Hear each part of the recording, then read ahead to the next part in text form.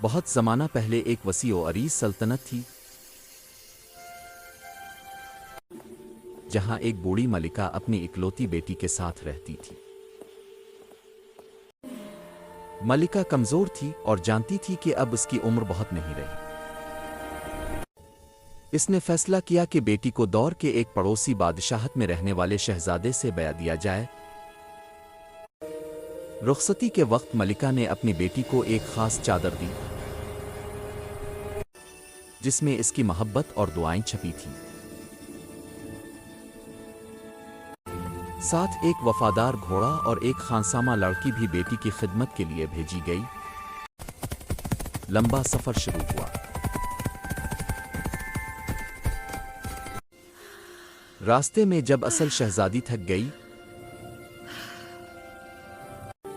और उसने खादमा से पानी भरने को कहा, खादमा ने ठुकरा दिया।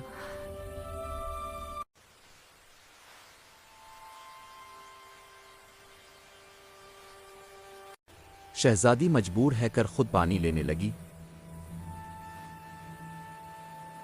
लेकिन इसी दौरान वो खास चादर नीचे गिर गई। खादमा ने यह मौका हाथ से ना जाने दिया। इसने गुरूर से शहजादी से कहा, अब तुम मेरे कहने पर चलोगी।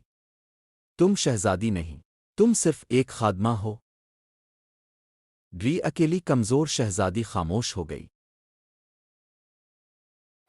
खादमा ने इसके लिबास, जेवरात और घोड़ा सब छीन लिया और खुद को शहजादी जाहिर करने लगी। जब वो सल्तनत पहुंची तो सब ने इस झूठी लड़की को असल शहजादी समझ लिया। ऐसी बदकिस्मती के डर से इसने शहजादी के घोड़े को भी कत्ल करवा दिया ताकि वो कभी सच बता ना सके।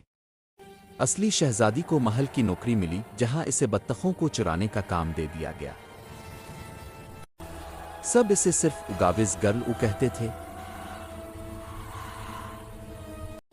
रोजाना जब वो महल के दरवाजे से गुजरती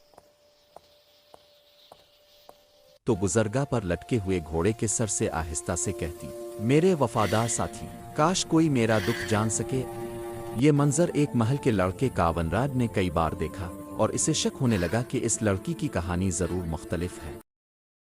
कोनराड ने बादशाह को सब कुछ बताया। बादशाह ने खुफिया तौर पर सब कुछ देखा।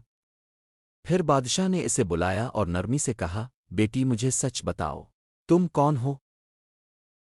शहजादी रो पड़ी और सारी बात सच सच बता दी। बादशाह ने इसे तसल्ली दी और पूरा जोर लगाकर असल हकायक खोलने का फैसला किया। बादशाह ने झूठी खादमा से पूछा, अगर कोई किसी शहजादी की जगह लेने की कोशिश करे, इसे क्या सजा मिलनी चाहिए?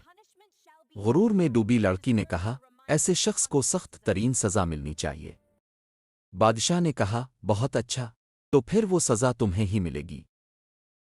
झूठी खादमा बेनिकाब हो गई और असल शहजादी की इज्जत, पहचान और मकाम लूटा दिया गया। जब शहजादा आया और उसने असल शहजादी को देखा तो इसकी सादगी, शराफत और सच्चाई से मुतासिर हो गया। दोनों की शादी धूमधाम से हुई और मलिका की दुआएं पूरी हुईं। कहानी का पैगाम, सच्चाई कभी छप नहीं सकती, धोखे और जुल्म का अंजाम बुरा होता है।